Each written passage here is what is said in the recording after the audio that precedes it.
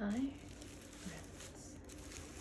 Tonight I'm going to show you a pattern that I made from another sweater, and I actually made this sweater that I'm wearing right now out of it. So I have a sweater with this shape. It's brown, it's all solid, and I really like the way, like the boxiness of it. It's drop shoulder and wide like this, like cropped. It's quite short with nice sleeves, and I've been intending to kind of copy it for a while, and I finally got around to it. So it's a collar here on the weekend. So I want to show you the pieces that I made. So what I did is I folded it in half. The original sweater, I folded it in half. And then I put it down on this tissue paper. I had this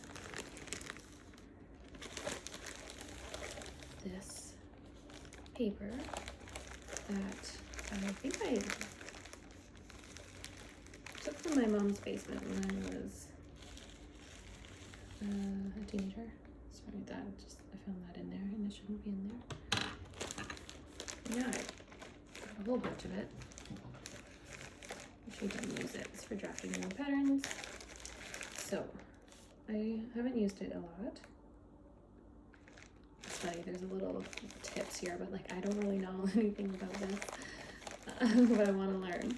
I'm someone who uses paper patterns that are pre-made for things, but I figured this would be simple. I think I can figure it out. Anyways, the grid on the paper doesn't matter. It could just be tissue paper or regular paper. So I laid down the top that was folded in half, and I traced a line there, and then I traced around the collar, and I traced around the shoulder, the sides, and the bottom. And then to get this sleeve, I kind of like folded the sleeve back and traced and copied where it curves like that.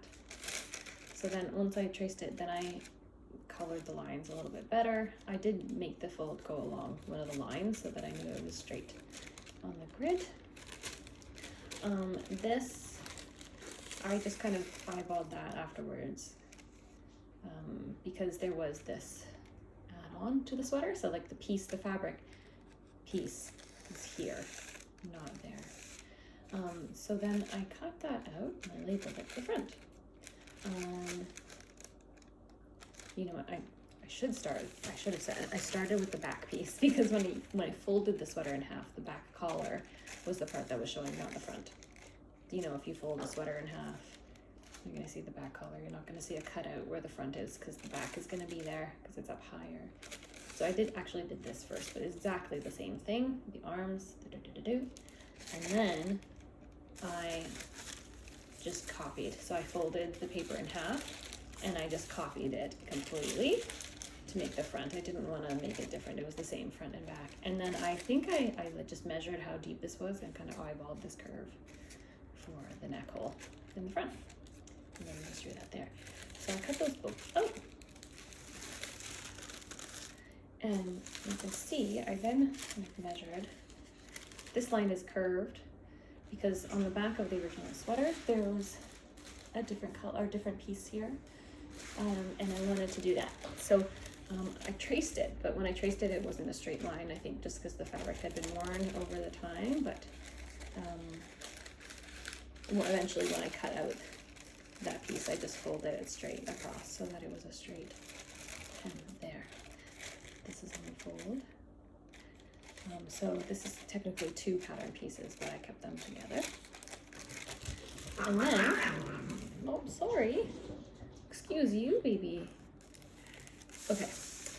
Then, for the sleeve, I traced it flat like this, because I just like put out the sleeve nice and flat, and then traced it along this arm and the armhole.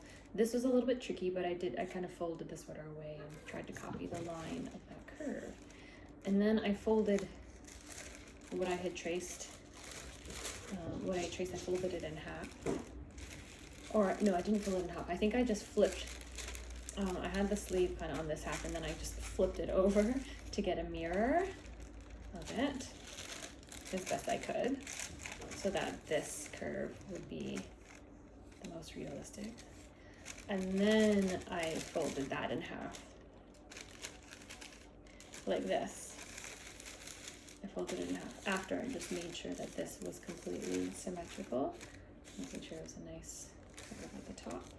And then I made a line based on the arm had a different panel underneath right here, like in the back. This kind of was supposed to line right up with the yoke, and it does on my other sweater. So I tried to eyeball that. I got the measurement a little bit wrong, but it's pretty close. And that's what that line is here. So this is actually two, my cats are fighting. This is two pattern pieces connected in length as well. So just 3 pieces, super duper simple. So when I was cutting it out, I had some fleece, some gray, but I didn't have enough of the gray to make a whole sweater. I think I could have done like front and back, but I couldn't do the full sleeves because the sleeve pattern is actually kind of big. It is actually like quite a bit of fabric. It's almost more than, so the whole, see how this is quite narrow? I mean, you fold the fabric in half there, one for the back and the front. So I guess, yeah, sorry, this is actually double its size. But it's still, it's big and it's long, it's longer. Or I guess it's about the length, exactly the length of the shirt. So, and you need 2 around. So what I figured out I could do was I could do the yoke in a different color, as well as if I folded this to do the contrasting color of the sleeve, then that makes the sleeve pattern, made it much easier to deal with. I could cut it out in the fabric that was left. So that's what I did. I cut out a gray front on the fold and a gray back on the fold, minus the yoke. So that I folded it down, and I just did this for the back in gray, and then in the sleeves like this. I cut 2 of those out. Now the pattern I made doesn't have a seam allowance, so I just made this exactly to the measurement. So when I was cutting it out, I made sure to cut out, I kind of eyeballed it, but I cut about 5/8 of an inch around the outside of all of those pattern pieces,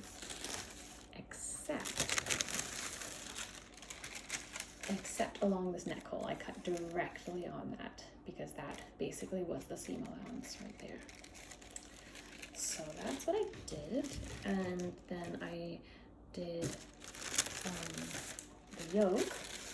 I laid the pattern flat, cut around those 3 edges there, and then I folded this part up and just cut straight along there so that it was just the yoke, but I also did that on the fold, so that it was straight across. And that's what I did with the arm contrast piece as well. So I laid this down and cut out this side, this side, this side, and then folded this over and cut along that line. We've got 2 of them.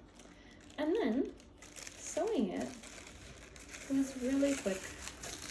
I did the side seams first, front to back side seams, or did I? No, I did the yoke. Yoke to the back first, and then I did the side seams, and then I did the shoulder seams, and then I sewed the contrasting color to the sleeve pattern, and then I didn't do the bottom of the sleeve yet, but then I attached them.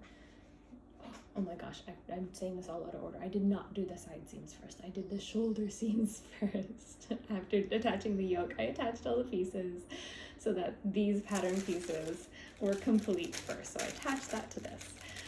And I attached the yoke to the back. Gosh, it's funny. I just did it, but I'm just forgetting already. Attached that. And then I did the shoulders. And then I attached the sleeves. Pinned it all. Did the sleeves. And then that means I could do the armpit and this all in one. And that's what I did here too. I'd hoped that when I was putting on the pins that this would align. As you can see, there's about just less than an inch gap there, and there was a gap, so I just tried to make sure that the gap was the same on both sides, and it is. So it's symmetrical. So yes, then the sleeves were all done. I trimmed all of the seam allowance really nice and close because this fleece is just so bulky, so I trimmed them a little bit closer. I haven't hemmed it.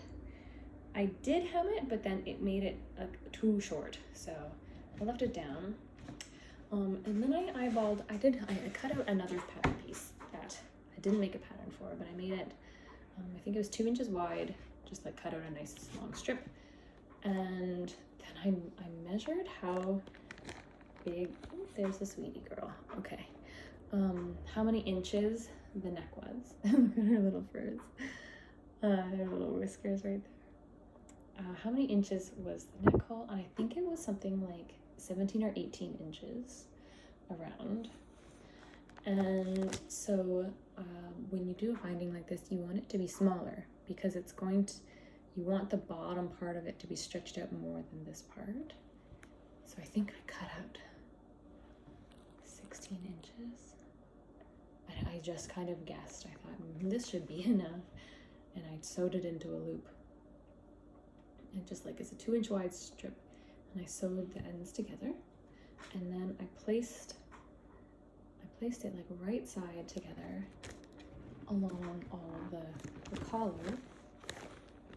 So this is probably the most confusing thing, and I'm not a trained sewist, so I don't know all the right terms for everything. They were right side together, edges pointing up, and for that I had to actually, well, I lined up so the back seam is on the very middle of the back, and then I kind of just like folded it in half and found exactly halfway front and put it here so that I knew that both sides were going to be stretched equally, because I had to stretch this to get it lined up and pinned it all around this part. And I just had to kind of like stretch it and grab it where it was so that it was stretched evenly all around the neck. And then I sewed all the way around that with the right sides together. Then I folded it up and folded it under around the edge. You can see the raw edges there. I didn't fold it under again because I thought it'd be too bulky, but fleece you don't need to like hem too much, it doesn't fray. But I put that there and held it under, and then I did a thing called stitching in the ditch. So I sewed on the outside right along that seam all the way around. I missed it a little bit. I'm glad that it's blurry and you can't see, but it's a little bit off there. You can see the stitching. I sewed that all the way around, and that is how I made that binding. It worked pretty well. I thought, oh, I could do that for the wrists. That's not very straight. I could do that around the wrists and around the bottom, but what I'm actually thinking is taking more of the plaid, this plaid fabric, and making like a cuff, a wide cuff that's maybe like this big, and a wide cuff on the bottom that's like 2 or 3 inches wide, and putting that all the way around the bottom. So that's my pattern.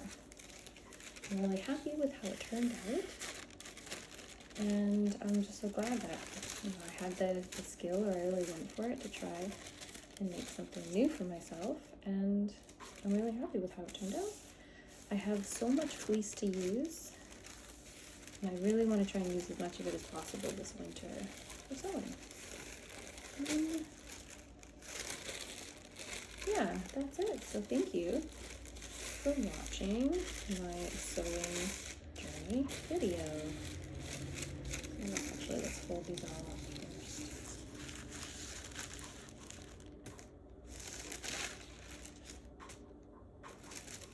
Sewing pattern paper comes folded in such a specific way, and it really is a game trying to get it folded back on the same lines.